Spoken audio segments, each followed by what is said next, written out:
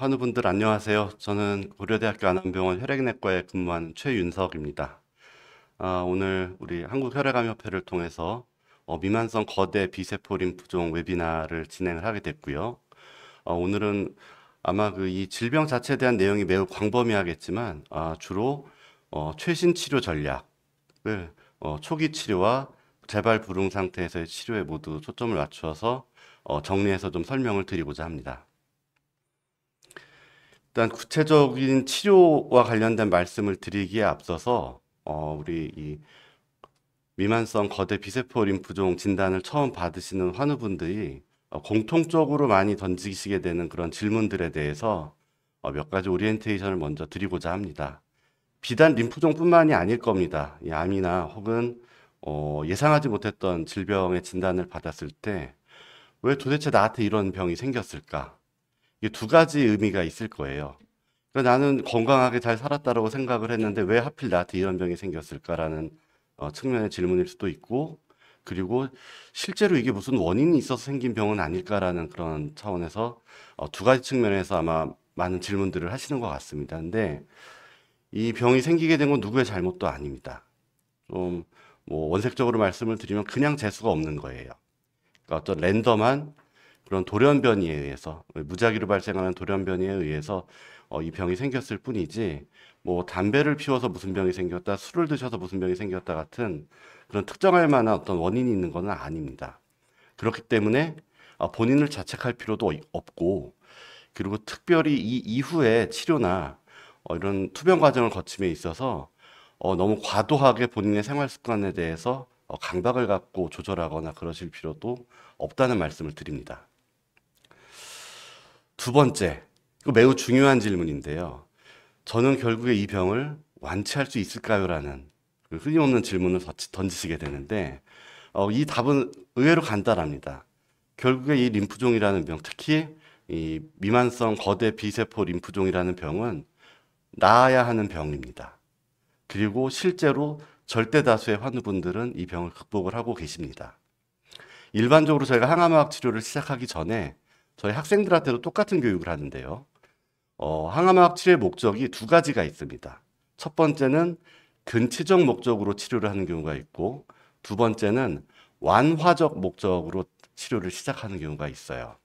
완화적 목적의 치료가 일반적으로 사람들이 생각하는 항암화학 치료의 어떤 그런 세팅이 되는데, 예를 들면 6개월 살 사람을 9개월, 12개월 살게 해준다든지, 당장의 증상을 개선시킴으로써 삶의 질을 좀 더 높여준다든지 하는 조금 더 소극적인 목적을 가지고 치료하는 것을 완화적 치료라고 하는데, 저희가 지금 다루고 있는 이 림프종은 그런 소극적 목적으로 치료하지 않습니다. 실제로 항암화학 치료에 대한 반응이 매우 좋고, 그리고 조금 또 다른 이야기일 수도 있겠지만 이 병과 환자는 결국에 같이 공존할 수가 없어요. 이 병이 남아있는 한 환자는 결국에는 좋지 않은 결과를 맞이하기 때문에 이 항암화학 치료에 대한 반응이 좋은 성격을 역으로 활용해서 이 병을 무조건 완치시키겠다라는 그런 생각으로 저희 의료진들은 치료에 임하고 있습니다. 그러니까 충분히 이 병을 완치할 수 있을 거라는 답이 충분히 되셨을 거라고 생각이 됩니다. 그리고 이런 분들 많아요. 예, 그리고 또 특히나 이렇게 유튜브나 여러 가지 정보에 대해서 자꾸 찾아보시고 하시는 분들 보면 굉장히 이제 불안감에 이제 그런 정보들을 찾게 되지 않습니까? 그래서 진료실에 와서 이제 저희를 만나고 가면 기분이 다시 좋아지는데 집에 가는 길부터 다시 이제 불안해지는 이런 분들. 근데 이 사람 마음이라는 게 어쩔 수 없습니다. 뭐 저도 제가 실제로 이 병을 걸려보지 않았으니까 저도 이렇게 말씀드리는 부분에 대해서는 한계가 있겠지만 저는 좀 더 적극적인 그 방법을 좀 찾아드리고 싶어요. 뭐냐면은 이 불안감 같은 거를 조절하는 데 있어서 상담이라든지 혹은 약물 치료 같은 것이 생각보다 도움이 많이 됩니다. 그렇기 때문에 담당 선생님을 통해서 우리 정신건강의학과 혹은 우리 암 환자들을 대상으로 하는 이런 정신건강 클리닉들이 각 대학병원마다 많이 개설이 되어 있거든요. 그런 도움을 좀 더 적극적으로 받는다면은 이런 불안감을 떨쳐버리는데 도움이 될 것 같고, 또 한 가지 강조드리고 싶은 거는 잘 아시다시피 스트레스는 만병의 근원입니다.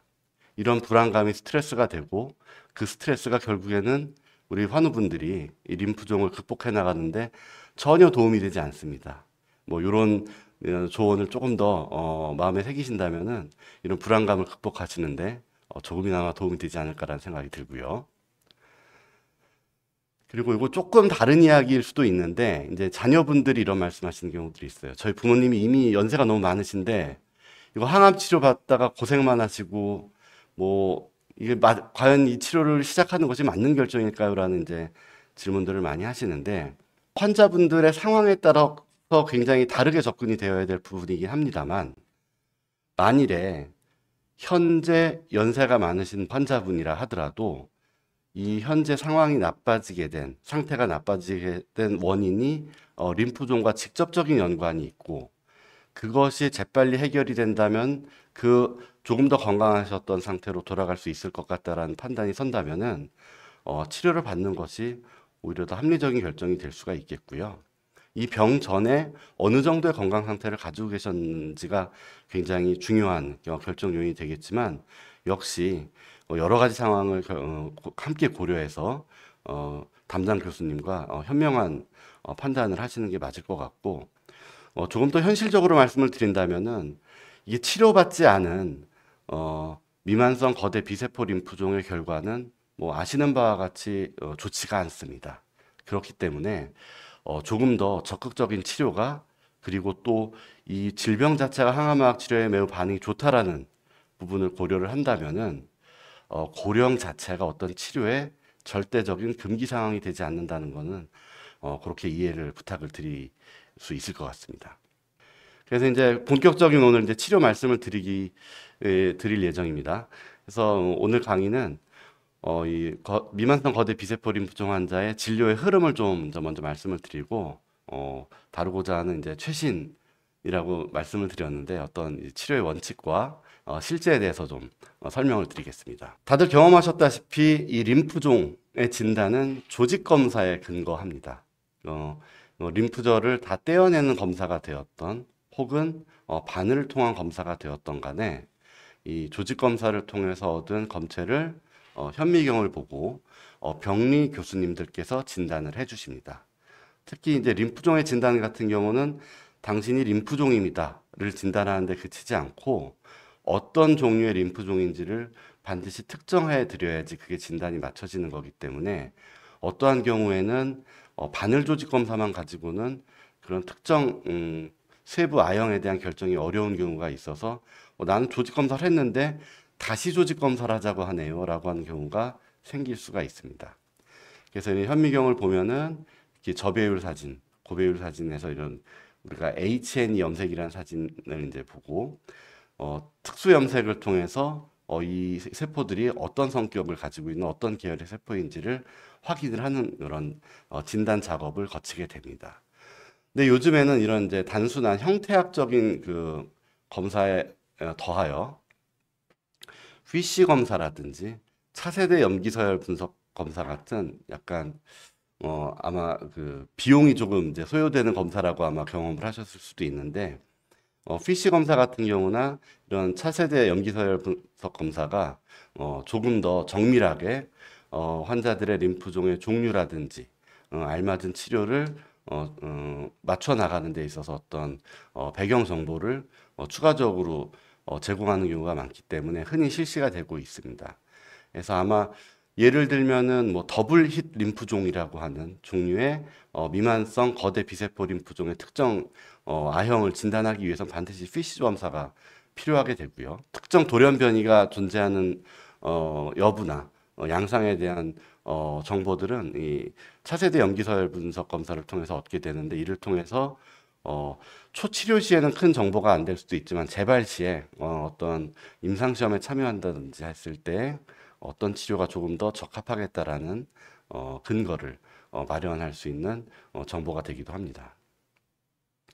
이런 여러 가지 그 검사 정보들을 토대로 해서 미만성 거대 비세포 림프종도 또 그 안에서도 이제 세부 A형들이 나뉘는 이런 이제 점점 더 복잡해지는 세상이 되어가고 있는데 결국에 저희가 현실적으로 치료를 하는 입장에 있어서는 대부분의 A형에 대해서 초치료는 최초의 치료는 유사하게 시작을 한다라고 이렇게 이해를 하시면 되겠습니다. 이렇게 진단이 되시고 나면은 그럼 우리 환자의 림프종의 어떤 질병 범위, 병기라고 이야기를 하죠. 병기는 어느 정도가 될 것인가. 가장 중요한 검사가 되는 거는 요 펫CT 스캔이라는 요 핵의학 영상 검사가 되겠습니다. 이렇게 딱 한 화면에 질병의 범위를 갖다가 바로 볼 수가 있고, 모든 경우에서 필요한 것은 아니겠지만 골수 검사라든지 뇌척수액 검사라든지 혹은 뇌 같은 곳, 특히 뇌나 척수 같은 경우는 일반적인 영상 검사로는 잘 진단 적인 가치가 제한이 되기 때문에 MRI 검사를 필요로 하는 경우들도 많이 있습니다. 그래서 이런 여러 가지 검사에 근거를 해서 잘 알고 계시는 이제 병기 시스템이 개발이 되어 있고 1기부터 4기까지 이렇게 미만성 거대 비세포 림프종의 병기를 나누게 됩니다. 그래서 가슴과 배를 구분하는 횡격막을 기준으로 해서 한쪽에만 있고 한 군데에만 있으면 1기, 한쪽에만 있는데 여러 군데에 있으면 2기, 양쪽 림프절에 모두 있으면 3기, 그리고 간이나 골수를 침범한 경우에는 나머지 질병에 범위와는 무관하게 4기로 진단을 하게 되는데, 사실 점점 치료법이 진화를 함에 따라서 이런 병기의 구분 자체가 점점 더 의미가 퇴색이 되는 것이 사실이고요. 그리고 또 저희는 1기와 4기의 치료가 아주 크게 다르지가 않습니다. 그렇기 때문에 이 어떤 병기에 따라서 너무 낙담하신다든지 어떤 치료에 대한 어떤 섣부른 판단 같은 것을 조금 이제 자제해 주셨으면 하는 말씀을 드리고 싶고요. 여기 뭐 전신 증상 유무에 따른 분류라든지 또 림프절 외에 어떤 장기를 침범했는지의 여부에 따른 분류들도 종합적으로 저희가 병기 시스템에 포함하여서 이렇게 생각을 하고 있다라고 말씀을 드립니다. 그럼 오늘 다루고 있는 이 미만성 거대 비세포 림프종은 어떤 림프종에 속하는지에 대해서 간략히 말씀을 드리겠습니다. 제가 처음 진단받는 분께 미만성 거대 비세포 림프종입니다 라고 말씀을 드리면 저 비호지킨 림프종 아닌가요? 라고 이렇게 말씀하시는 분들이 있는데 이 림프종을 크게 저희가 호지킨 림프종, 비호지킨 림프종으로 구분을 하고요. 오늘 말씀드리는 미만성 거대 비세포 림프종은 비호지킨 림프종의 일종입니다. 이 비호지킨 림프종 중에서도 B세포 계열이 있고 T 혹은 NK 세포 계열이 있는데 B세포 림프종에 해당을 합니다. 여기 B세포라고 이렇게 써 있잖아요. 근데 여기에 있는 B하고 여기에 있는 이 B는 다른 B입니다. 이 B는 아닐 B자고요. 여기에 있는 이 B세포의 B자는 말 그대로 이제 그 림프구의 분류를 의미하는 B가 되겠습니다. 아마 그렇게 하면 혼돈스럽지 않을 정도의 설명이 되었을 것 같고요. 그리고 우리가 여러 가지의 림프종을 뭉뚱그려서 생각을 할 때 크게 이 림프종의 어떤 행동 양식에 따라서 크게 림프종을 두 가지로 구분을 합니다. 그래서 공격형 또는 지연형으로 이렇게 구분을 하는데, 공격형을 뭐 유사한 말로는 고등급 또 혹은 급성형 이렇게 이야기하기도 합니다. 그래서 이 미만성 거대 비세포 림프종은 아주 대표적인 공격형 림프종의 일종이고, 퍼센트로 따지면 전체 림프종의 약 한 40%가 미만성 거대 비세포 림프종에 해당을 합니다. 여기 쓰여 있다시피 치료하지 않으면 꽤나 빠르게 진행을 하고, 앞서 강조드렸던 것과 같이 완치를 목적으로 해서 조금 더 환자를 괴롭히고 힘들게 하더라도 그 대가를 치르더라도 완치를 목적으로 치료를 시행하게 되는 그런 공격형 림프종에 해당하게 되겠습니다. 이제 치료 말씀을 드리겠는데요. 이 미만성 거대 비세포 림프종의 첫 치료는 제가 레지던트를 하던 20년 전부터 지금까지 이 R-CHOP이라는 요법이었습니다. 여기 R-CHOP에 21이라고 이렇게 써놓은 이유는 R-CHOP 14도 있거든요. 14는 2주마다 했던 옛날에 그 요법을 의미하는 거고, 요건 3주마다 반복되게 되는 R-CHOP 요법을 말씀을 드리는 것이 되겠고요. 3주 간격으로 총 6주기 정도를 시행하는 것을 표준으로 하고 있습니다. 그래서 포함되어 있는 약제는 그 표적 치료제인 리툭시맙을 포함해서 사이클로포스파마이드, 그리고 독소루비신 혹은 아드리아마이신이라고 하기도 하고요. 빈크리스틴이라는 요 주사약제가 각 주기에 첫날 투여가 되고, 프레드니솔론이라는 경구 스테로이드 제제가 첫 5일 동안 투여가 됩니다. 그래서 매 3주마다 총 6주기 혹은 경우에 따라선 8주기까지 시행하는 경우도 있는데, 대규모 연구를 통해서 2주기를 더 추가로 시행하는 것이 전체적인 성적을 향상시키는 데 도움이 되지 않는다라는 것이 잘 알려져 있기 때문에 현재는 6주기를 투여하는 것이 표준 치료로 되어 있습니다. 그래서 아주 초기에 이런 이제 데이터를 보시면은 위에 있는 리툭시맙을 포함한 요법이 포함하지 않은 요법에 비해서 훨씬 더 생존 기간이 연장된 그런 결과를 보이고 있고, 이렇게 생존 곡선이 이렇게 수평을 이룬다는 것은 완치에 도달했다는 말씀이거든요. 근데 완치율이 저희가 지금 생각하는 것보다 조금 낮아 보입니다. 약 한 60%대 중반 정도가 돼 보이는데, 참고하실 것은 이 데이터가 나온 것이 1999년이라는 거고요. 벌써 25년 전이라는 거고, 여러 가지 저희가 지지요법의 수준이 그때와는 많이 발전을 했겠죠. 그리고 이 연구는 60세 이상의 환자들만 대상으로 했다는 것. 그러니까 현재가 저희가 경험하고 있는 그런 어떤 치료 결과랑은 조금 다를 수 있다는 것을 감안해서 봐주셨으면 좋겠습니다. 그래서 이렇게 표준 치료를 하고 나면은 저희가 보통 초기에 해당하는 환자들이 약 한 30% 정도 되고, 약간 3, 4기에 해당하는 분들이 한 70% 정도가 되는데, 어쨌든 10명 중에 9명 정도는 나중에 어떻게 될지언정 6주기를 마치고 나면은 저희가 볼 수 있는 질병은 다 사라지게 됩니다. 완전 반응에 도달을 하게 되고, 요렇게 이제 완전 반응에 도달하신 분들 같은 경우는 3개월에서 6개월 간격 정도로 외래를 통해서 재발 여부에 대한 모니터를 약 한 5년 정도까지 시행을 하게 됩니다. 그리고 5년 이후에는 사실 저희가 규칙적으로 외래 방문을 권하지는 않고요. 이제 그게 잠정적으로 저희가 완치 판정을 드리는 게 되겠죠. 근데 여기 보시면은 약간 저위험군의 5%, 제가 그냥 그 전체 환자로 따지면 약 한 10%가 조금 안 되는 환자라고 생각을 하는데, 그런 분들이 보면은 이 표준 치료에 저희가 원하는 정도의 반응에 도달하지 못한 1차 불응에 해당하는 이런 이제 결과를 얻게 되는데, 이 부분에 대해서 좀 더 이제 뒤에 설명을 드릴 예정입니다. 20년간 같은 치료를 저희가 시행을 해왔다라고 제가 좀 전에 말씀을 드렸는데요. 20년 만에 새로운 약제가 하나가 더 추가가 되는 것이 곧 표준 치료로 국내에서도 도입이 될 예정입니다. 아마 내년 상반기 중에는 아주 저위험군의 일부 환자들을 제외하고는 폴라입이라는 폴라투주맙 베도틴이라는 새로운 약제를 현재 표준 치료에 병합해서 치료하는 이런 요법이 이제 저희 이제 실제 진료 환경 내로 포함이 될 예정인데, 아마 이 영상을 지금 보고 계시는 최근에 진단받으신 분들한테는 해당이 되지 않는 이야기겠지만, 점점 이 미만성 거대 비세포 림프종의 치료가 더 좋은 방향으로 발전하고 있다는 측면에서 이해를 해주십사 하는 말씀을 드리고자 합니다. 그리고 아까 말씀드렸던 6주기의 치료를 통해서 완전 반응을 획득하였던 분들 중에 약 한 4분의 1가량 정도의 환자들은 이후에 저희가 모니터링을 하다 보면 재발하게 되는 그런 이제 결과를 보이게 되는데요.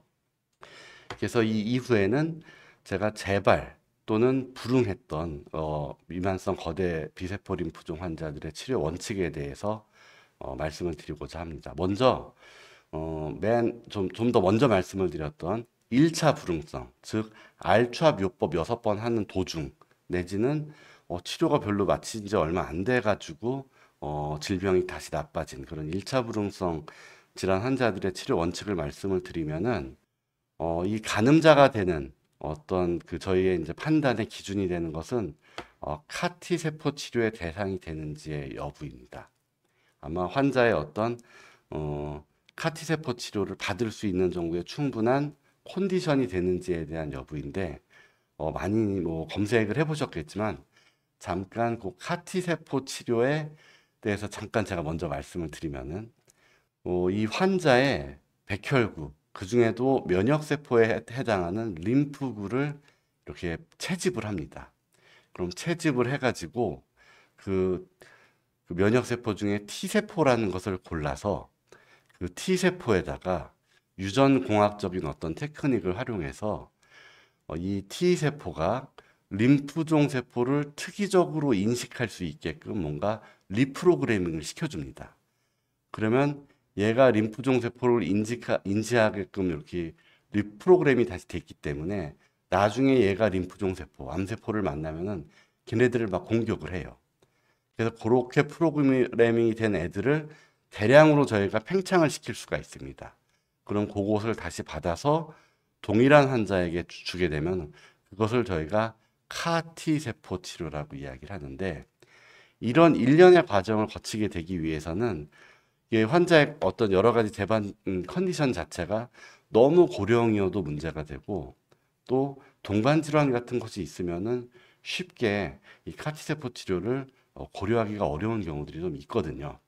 그래서 이제 이런 것들을 계획할 수 있는지가 여러 가지 측면에서 가능한지를 고려를 해서 된다면은 카티세포 치료를 준비하고, 그렇지 않다면은 적극적으로 임상시험을 찾아본다든지 혹은 여러 가지 저희가 고전적으로 해오고 있던 구제항암화학 치료들을 이제 시행을 하게 됩니다.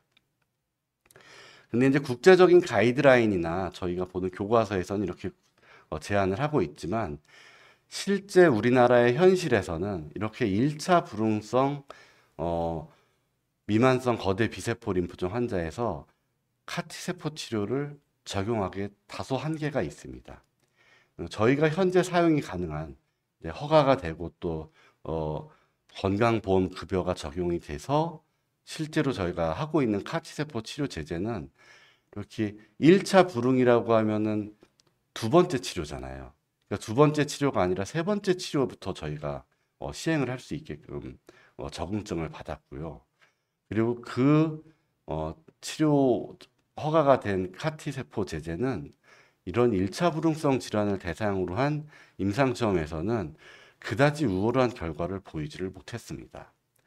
그런데 제가 영상을 찍고 있는 지금 오늘 8월 13일에 새로운 카티세포 제제인 예스카타라는 카티세포 제제가 식약처로부터 국내 허가가 이루어졌고, 아마 아직까지 이게 건강보험의 급여를 얻기까지는 조금 시간이 걸리겠지만 얼마 정도의 이제 시간이 지나면은 아마 우리나라에서도 1차 불응성 미만성 거대 비세포 림프종 환자들이 예스카타라는 카티세포 치료를 받게 되지 않을까라고 조심스럽게 예측을 해볼 수 있을 것 같습니다. 근데 처음부터 이렇게 말을 잘 안 들었던 1차 불응성 질환이 아니라 완전 관해, 완전 반응에 도달을 했다가 저희가 추적 관찰하는 도중에 다시 재발을 경험하신 분들이 훨씬 더 많겠죠. 예, 그런 분들 같은 경우는 저희가 어떻게 치료 원칙을 가지고 치료를 진행을 해 나가느냐.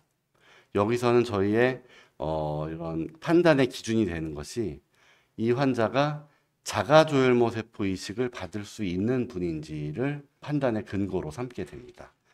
그래서 잠깐 이 자가조혈모 세포 이식이라는 게 무엇인지를 잠깐 또 말씀을 드리면요. 자가조혈모 세포 이식처럼 이렇게 모순되는 말이 없습니다. 이식이라는 건 원래 옮길 이자에다 심을 식자, 그러니까 옮겨 심는 거잖아요. 즉 다른 사람의 장기나 세포를 내가 받게 되는 건데, 앞에 자가라는 말하고 이게 말이 안 맞지 않습니까? 그렇죠? 그건 본인의 조혈모 세포를 내가 다시 받는 건데, 근데 그런 행위는 아무 의미가 없겠죠. 그래서 그 과정을 다시 한번 제가 말씀을 드리면, 본인의 일단 건강한 조혈모 세포를 이렇게 채집을 해 놓습니다. 그래서 이렇게 얼려놔요.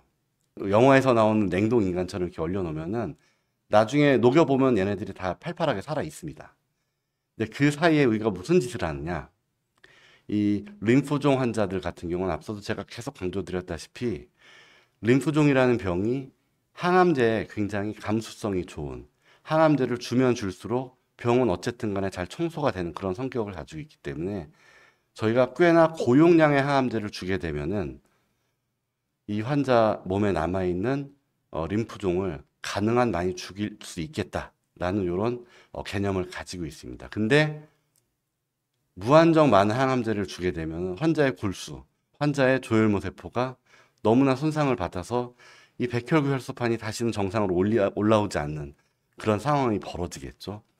그래서 미리 저희가 이렇게 냉동 보관해 놓았던 조혈모 세포를 드리게 되면은 약 보름만 지나면은 호중구나 백혈구 혈소판이 다시 정상에 가까운 수치로 회복이 되게 됩니다. 그래서 결국엔 이 플로우가 이식을 하는 게 목적이 아니라 항암제에 잘 듣는 림프종이라는 병을 가지고 있는 환자한테 저희가 줄 수 있는 가장 고용량의 항암 치료를 하기 위한 목적으로 시행을 하게 되는 그런 치료가 되겠습니다. 즉 이런 고용량 항암 치료를 받으려면은 너무 또 연세가 많은 분들이면 이 고용량 항암 치료를 못 받겠죠. 그리고 특정 어떤 장기 기능이 떨어져 있다든지 여러 건강상의 문제가 있는 분들 같은 경우는 자가조혈모 세포 이식이 어렵습니다. 그래서 저희가 제일 쉽게 생각하는 거는 저희 건강보험에서 70세 생일이 넘어가지 않은 분들까지는 자가조혈모 세포 이식을 요양급여를 적용을 해주고 있기 때문에 이 자가조혈모 세포 이식의 대상이 된다라는 것은 대부분 비교적 평균 정도의 건강 상태를 가지고 있는 70세 미만의 환자라고 생각을 하시면 됩니다. 그래서 그런 분들 같은 경우는 백금계 약물이라고 하는 항암제를 포함하고 있는 항암 치료를 먼저 시행을 하고 거기에서 어느 정도 반응이 있으면 앞서 제가 말씀드렸던 자가조혈모 세포 이식을 굳히기 치료로 이렇게 진행을 하게 되고 이 자가조혈모 세포 이식을 시행할 수 있을 정도의 충분한 건강 상태라든지 나이가 되지 않는 분들 같은 경우는 그런 것을 고려한 구제항암 치료 요법들을 저희가 선택해서 제공을 해드리거나 너무 상황이 좋지 않은 경우에는 항암 치료뿐만이 아니라 림프종은 방사선 치료에도 매우 감수성이 좋은 질병이기 때문에 방사선 치료를 통해서 증상 완화를 도모할 수 있는 그런 옵션도 있겠고요. 그리고 간간히 제가 오늘 말씀을 드리는데 임상 시험을 적절히 잘 찾아가지고 도움을 받는 경우도 많이 있으니까 담당 교수님과 아마 충분히 상의를 하시면은 좋은 임상 시험에 참여할 기회도 제공받으실 수 있을 거라고 생각을 합니다. 그래서 이렇게 재발한 환자분들 같은 경우는 한 절반 정도가 이식이 가능하고요. 또 절반 정도는 이식이 가능하지 않은 이런 정도로 이제 나뉘게 되고요. 그래서 그 중에서도 구제 치료를 해서 자가조혈모 세포 이식까지 갈 수 있는 게 아마 재발한 환자들의 약 한 3, 40% 정도가 되는 것 같습니다. 그래서 약 한 재발을 경험하더라도 이식 가능군의 약 30% 정도 이상은 결국에는 완치의 길로 다시 들어서게 되고요. 그리고 그렇지 않은 분들 같은 경우도 여러 가지 새로운 옵션들을 통해서 완치로 향하는 길로 도모를 할 수 있을 거라고 생각을 합니다. 그래서 저희가 지금 가지고 있는 여러 가지 옵션들을 좀 이제 소개를 시켜드리면요. 자가조혈모 세포 이식이 대상이 되시는 분들 같은 경우 그 자가조혈모 세포 이식으로 가기 전 이런 그 이선 항암 요법으로 많이 사용하는 것은 이렇게 제가 이렇게 C자랑 P자 그리고 OX에는 제가 이렇게 굵은 글씨에 밑줄을 써놨는데 이게 백금계 이제 항암제가 됩니다. 그래서 그것들을 포함하는 여러 가지 뭐 아이스라든지 등등의 요법들이 포함이 되어 있고요. 근데 여기 리툭시맙을 다시 사용하는 요법은 사실 아직까지는 요양급여가 인정이 되지 않기 때문에 아마 본인 부담을 아마 하셔야지 될 겁니다. 그래서 자가조혈모 세포 이식의 대상이 되시는 분들의 두 번째 치료는 이런 옵션들이 있고 대상이 되지 않는 경우에는 지금 보시는 것과 같은 폴라투즈맙과 리툭시맙, 벤다무스틴을 이용하는 요법 그리고 타파시타맙이라는 약을 활용하는 요법이나 글로피타맙이라는 약을 활용하는 요법이 최근에 아주 각광을 받고 있고 아마 제가 지금 말씀드린 이런 약제들이 향후에는 또 하나의 주요한 치료 옵션으로 자리를 잡아갈 것이라고 이제 생각이 들고 여러 가지 이제 어떤 상황에서 각 개개인의 환자분들께 어떤 옵션이 가장 좋은 선택지가 될지는 여러 가지 상황에 따라서 담당 교수님과 상의를 해서 결정을 하시면 될 것 같습니다. 두 번의 재발을 혹은 두 번의 실패를 경험한 분들께 적용이 되는 세 번째 항암학 요법에서 있어서는 현재 급여가 인정이 되고 있는 약제는 킴리아라고 하는 요 카티 세포제 제제가 있겠습니다. 그래서 아마 현재로서는 국내에서 가장 많이 사용이 되고 있는 그런 세 번째 치료 요법이 되겠고, 뿐만이 아니라 뭐 셀리넥소라든지 레날리도마이드 또 니볼루맙 같은 이런 약제 뿐만이 아니라 올해 들어서 이제 글로피타맙 그리고 앱코리타맙이라고 하는 새로운 이중항체 약물이 이제 허가가 되었습니다. 그리고 또 조만간 급여를 예정하고 있기 때문에 조금 더 쉽게 우리 환자분들께 이런 치료 기회가 주어지지 않을까라는 생각이 되고, 또 그런 상황이 되면 저희들 입장에서도 여러 가지 유사한 어떤 치료 옵션들 중에 어떤 거를 이 환자분께 권해드려야 될지에 대한 고민들이 깊어지게 되고, 또 그런 연구들을 또 저희가 많이 진행을 하고 있다는 점을 알아주셨으면 감사하겠습니다. 그래서 결국에는 이렇게 매우 기대가 되는, 물론 제가 이렇게 말씀을 드리지만 제가 가장 발에 맞지 않는 것은 첫 번째 알츠압 6번에 이 치료가 그냥 마무리되었으면 하는 바람이지만, 뭐 그렇지 않다 하더라도 앞으로 이런 개량된 항체 약제라든지 카티세포 치료 그리고 이중항체들을 포함하는 다 요 지금 세 가지 치료 방법들이 면역 치료에 해당하는 부분들이거든요. 이런 것들이 계속해서 개발이 되어서 나오고 있고, 조금 더 저희가 쉽게 사용을 할 수 있도록 그런 어떤 해당 적응증들이 넓어지고 있기 때문에 제가 지금 말씀드렸던 이런 타파시타맙이나 폴라투주맙, 그리고 앞서 말씀드렸던 킴리아, 그리고 오늘 허가가 된 예스카타, 그리고 이런 글로피타맙이나 에코리타맙과 같은 이중항체 약물들이 물론 환자분들이 이 약을 필요로 하지 않는 경우가 되었으면 하는 바람이 가장 크지만, 그렇지 않다 하더라도 좀 더 한 발짝 더 우리 환자분들을 완치의 길로 이끌어 나가는데 큰 도움이 될 거라고 생각을 합니다. 두서없이 좀 말씀을 드린 것 같지만 오늘 드린 말씀을 요약을 하면은 여러 가지 이제 치료의 원칙을 말씀드렸지만, 가장 어떻게 치료할지를 결정하게 되는 중요한 요인은 우리 환우분들 개개인의 어떤 상태들도 매우 중요하다. 그렇기 때문에 제가 이렇게 일반적으로 드렸던 강의 내용뿐만이 아니라 지금 현재 우리 환우분들을 담당하고 계시는 담당 교수님이나 의료진들하고의 아주 긴밀한 의사소통을 통해서 가장 좋은 치료 방법이 뭐고 어떤 원칙을 가지고 치료를 해 나가는지에 대해서 충분히 의견을 맞춰 나가는 것이 가장 중요하다는 말씀을 누차 강조를 드립니다. 그리고 여러 차례 말씀드렸다는 것과 같이 속된 말로 한 큐에 치료가 마무리가 되면 가장 좋겠지만, 꼭 그러지 않다 하더라도 혹 우리 환우분이 재발 혹은 불응성 상태를 경험하더라도 이런 환자분들도 다 완치의 길로 향하고 있음을 꼭 마음속에 새겨두시고 용기와 희망을 가지고 치료를 받으시기를 부탁을 드립니다.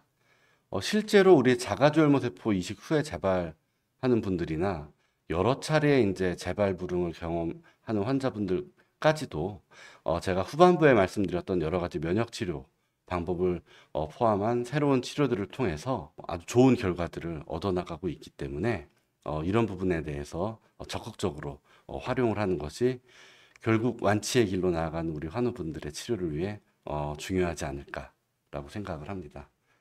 마지막으로 제가 늘 보여주는 그 슬라이드입니다. 특히나 이 미만성 거대 비세포 림프종 환자들, 이 끝까지 포기하지 않는 그 마음이 가장 중요합니다. 그래서 모든 우리 오늘 함께했던 환우분들이 완치의 길로 다시 건강을 되찾을 수 있기를 진심으로 기도드립니다. 경청해 주셔서 감사합니다.